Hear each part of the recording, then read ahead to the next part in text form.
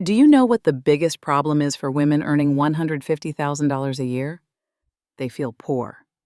You might have the title of vice president, a prestigious office, and a substantial bonus, but if your credit card statement is in the red at the end of the month, you aren't a successful professional.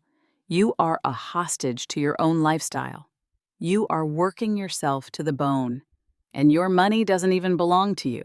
It belongs to the bank, the landlord, and the corporations that sold you the illusion of normalcy. This video is about why you, despite having a high income, are still living in a state of financial panic. You are paying an invisible price for the right to look successful in a system that wasn't built in your favor. In this video, we are going to break down the 5 mechanisms that turn your salary into a void. Watch until the end, because I'm going to show you how to exit this game and take back control. It's going to be a reality check, but it's the only way to finally become the sovereign owner of your own time. Let's start with the foundation that is treated like a religion in the United States, your credit score. That 780-point score? It isn't a medal for success. It's a certificate showing how profitable of a product you are for the banks. A high score doesn't mean you're wealthy. It tells the bank, this woman is the ideal debtor. She is willing to trade her life energy for interest payments for decades. If your salary is growing, but your sense of freedom isn't, it means you aren't building your own net worth. You're building Wall Street's market cap. You're simply renting your status from creditors. And that rent is costing you your most valuable asset, years of your life. Now let's talk about the 5 thieves operating silently but systematically. The first is emotional ransom. This is that $300 or $400 receipt from a big mall on a Saturday morning. You tell yourself, it was an incredibly hard week. I survived that stress. I deserve this reward. But let's be honest, these aren't purchases. This is an attempt to buy back your psychological peace of mind. You're trying to fill the void in your self-esteem created by a toxic office culture, endless deadlines, or the feeling that you're just a cog in the machine. You spend 3 to 4 hours of your actual life at work, sitting in meetings or answering emails, just to pay for an object that provides exactly 5 minutes of pleasure during the unboxing. It's the worst energy exchange possible. You're trading your limited time on this planet for a momentary hit of plastic dopamine. The second thief is the illusion of saving time. This is the endless food delivery through apps. You spend $80 on dinner because you're too tired to cook. We justify this by the high value of our time. But do the real math. After taxes, you work 2 to 3 hours just to pay for that one meal. You spend 180 minutes of your freedom to save a measly 20 minutes whilst in the kitchen. You aren't buying time. You're cynically burning it. You become a hostage to your own exhaustion, which you pay for at a premium rate. The third thief is social rent. These are those pricey brunches, dinners at trendy restaurants, and expensive gifts for baby showers or weddings that you didn't plan for, but you bought the best thing so you wouldn't look inferior in the eyes of your successful circle. This is your inner insecurity at work. You are buying the right to belong to a certain social group at the cost of your future financial independence. Every time you buy something just to maintain status, you're signing a contract for several more months or years of forced labor. If you're afraid to be honest with your friends and say, "No, I can't afford that right now, I have other financial priorities," then you aren't in a circle of close friends. You're in a circle of creditors for your self-esteem.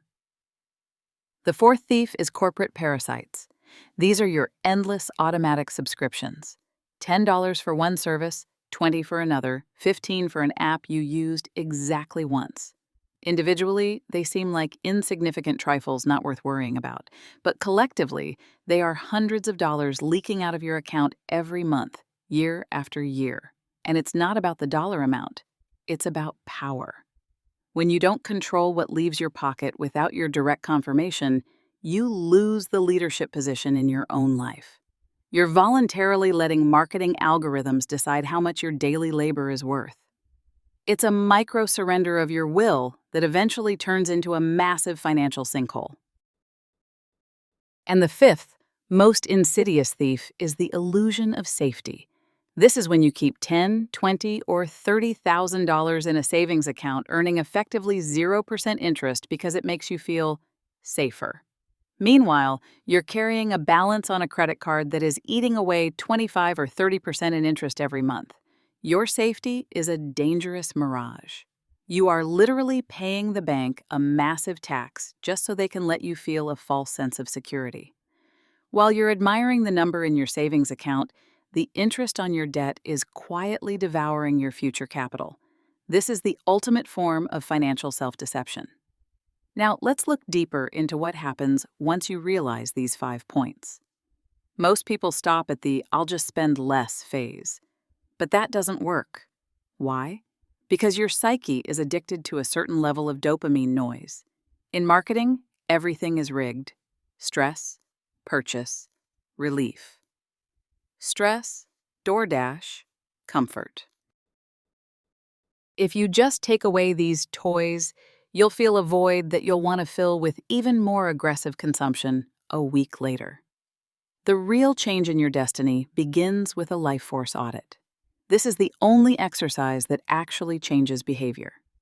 Next time, before you buy something, translate the price into your working hours. But do it honestly. Don't use your gross salary. Calculate what's left after taxes, after health insurance, and after you've subtracted the cost of your gas or office parking. You might find that your real hourly wage isn't $50, it's $25. And suddenly, that $500 bag turns into 20 hours, 2.5 workdays of your life. Ask yourself, is this item worth 2 days of my life? Is it worth 16 hours spent in meetings with people I don't respect? When the price of everything is measured in chunks of your life rather than numbers on a screen, your priorities shift instantly. You have to understand, the system in the U.S. is designed so that you never have a surplus. Student loans, medical bills, property insurance, these are giant vacuums sucking up your resources. But on top of that, you add a self-built prison of comfort. You're afraid to be that woman who brings a lunchbox to work or the one driving a 6-year-old car. But do you know who is actually free? The one who doesn't care. The one whose capital is working for her in index funds while you're working just so your car looks better than your neighbor's. The system wants you to remain the perfect debtor until you're 70. It wants you to work to exhaustion and then spend what you earned to treat the stress. I want you to become the owner of your time today. Take one action right now. Rename your savings account. Call it your freedom fund. Or if you want to be more radical, your fuck off fund. The money sitting there isn't just a number. It's your ability to say no at any moment. To say no to a toxic boss who devalues your work. To say no to a relationship where you're only staying because of financial obligations. To say no to a city that sucks the life out of you. When your freedom fund has enough money to cover a year without working, your entire psychology will shift. You'll stop being a supplicant in the labor market. You'll become a partner. Your voice will get louder, and your decisions will get bolder. You'll stop being a consumer led by the nose by targeted Instagram ads. You'll become the strategist of your own life. This is the transition from the childish "I want it now" to the adult "I am buying the right to a free morning 5 years from now." Hi, I'm Nicolina, and my channel is a space where we finally learn to play by our own rules, not the bank's rules. Thank you for spending this time with me. Try living differently for 1 week. Create new habits. This internal financial therapy, which starts with the simple decision to stop paying a tax on other people's expectations, will give you financial freedom.